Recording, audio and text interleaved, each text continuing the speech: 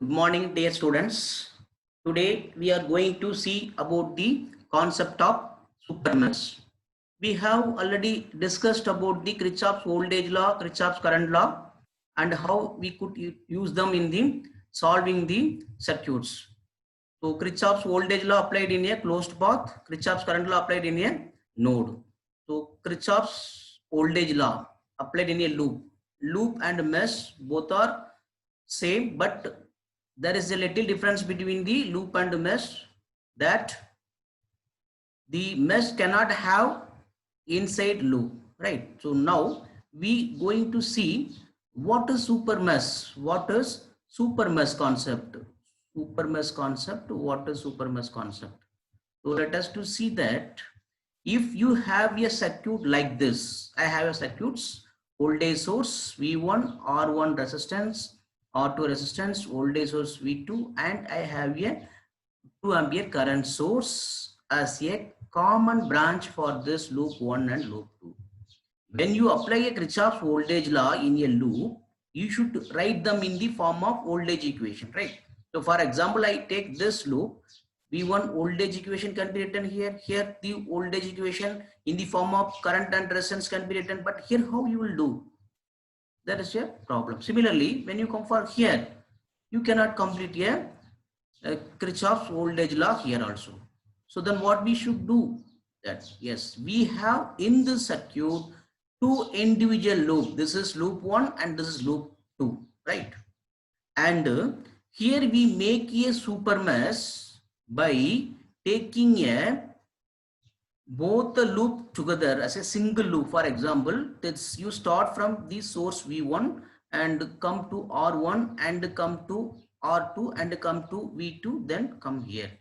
This is nothing but a super mesh by making a single mesh between these two individual loop,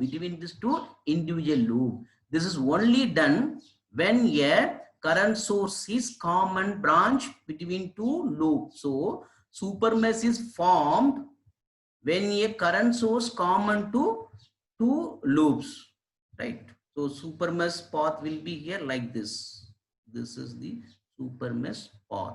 So in the super mesh, you will have one voltage of V1 and one voltage across R1 and one voltage across R2 and one voltage across V2, right? Thereby you will write a one super mesh equation. So super mesh equation, how you will write?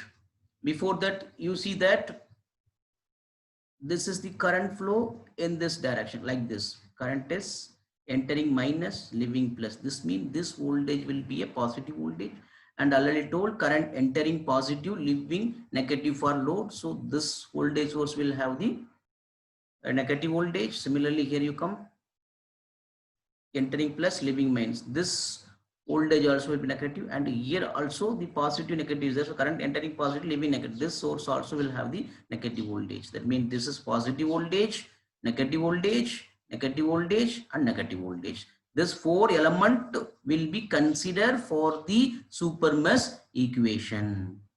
And one more thing we should keep in your mind, when you going to frame the super mesh, the individual loop direction should be remaining same. For example, if I start the super mesh direction like this way, matching for I1, matching for I2 also. So I1 direction and I2 direction matching for my super mesh direction. Like that we should have the individual loop direction, right? So equation C, let us see equation.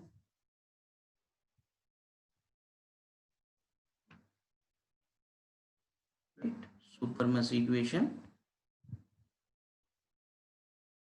KVL in super mesh, 10 volt source and minus 2 into I1, because the resistance value was 2, I1 current minus resistance value 1 and I2 current minus that 4 voltage, so equal to 0. So when you simplify this one, your I1 is 2 I1, right? 2 I1 and plus 2 I2 equal to 6, because I kept this side and this is this side. So that's why 10 minus 4, 6, and this is that side comes, na? This side comes.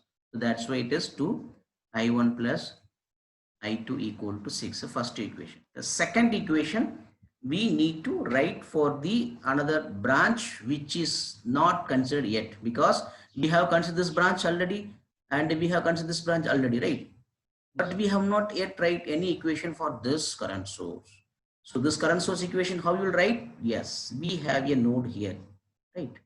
So if you take a current of I1 is coming in, and a current of a current node, this one, a current of I2 is coming in, and here a current of 2 ampere is going out, and a current of I1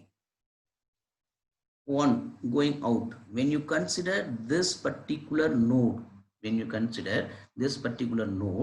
I could say, according to this direction, a current is going out I1, and current I2 coming in, and current I2 ampere going out. That means you can say incoming current, which is incoming current, you can say I2, and the rest are the outgoing current. So I2 equal to I1 plus 2 ampere, or you can say I2 minus I1 equal to 2 ampere. That is what here it is written. I2 equal to I1 plus 2, or I2 equal to I2 minus I1 equal to 2. So now you have two equations, two unknown. Simple, you solve them. So how we can solve here? 2I1 plus I2 equal to 6 minus I1 plus I2 equal to 2. Suppose you simply multiply the equation number 2 by the value of 2. You can do like this. Minus 2I1 plus 2I2 equal to 4.